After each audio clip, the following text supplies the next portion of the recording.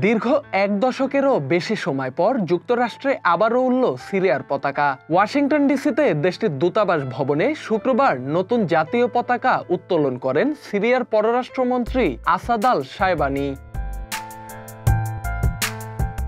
2012 সালে সিরিয়ায় গৃহযুদ্ধ শুরু হওয়ার পর দেশটির সঙ্গে কূটনৈতিক সম্পর্ক ছিন্ন করে যুক্তরাষ্ট্র। এর পরপরই বন্ধ হয়ে যায় ওয়াশিংটনে অবস্থিত সিরিয়ান দূতাবাস। গতকাল ধারণ করা ভিডিওতে দেখা যায় পতাকা উত্তোলনের সময় দূতাবাসের সামনে ভিড় করেন যুক্তরাষ্ট্রে বসবাসরত সিরিয়ানরা। কেউ ছবি তুলেছেন, কেউ আবার গাড়ি নিয়ে মেতেছেন উদযাপনে। এটি নিঃসন্দেহে এক ঐতিহাসিক মুহূর্ত, যা প্রত্যেক সিরিয়ানকে প্রতিনিধিত্ব করে, যারা এর জন্য ত্যাগ স্বীকার করেছে। এই মুহূর্তে আমরা শহীদদের, নিখোঁজদের পরিবার, আহতদের এবং যারা সিরিয়াকে এখানে পৌঁছে দিতে আত্মত্যাগ করেছে তাদের ভুলতে পারি না।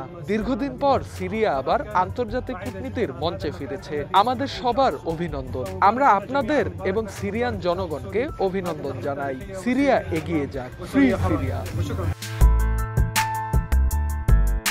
দূতাবাস সফরে গিয়ে শায়বানি মার্কিন ঊর্ধ্বতন কর্মকর্তাদের সঙ্গেও বৈঠক করেন। আলোচনায় উঠে আসে সিরিয়ার ভবিষ্যৎ, ইসরায়েলের সঙ্গে সম্পর্ক এবং উত্তর পূর্বাঞ্চলে মার্কিন সমর্থিত সিরিয়ান ডেমোক্রেটিক ফোর্সকে সরকারি প্রতিষ্ঠানের অন্তর্ভুক্ত করার সাম্প্রতিক চুক্তি।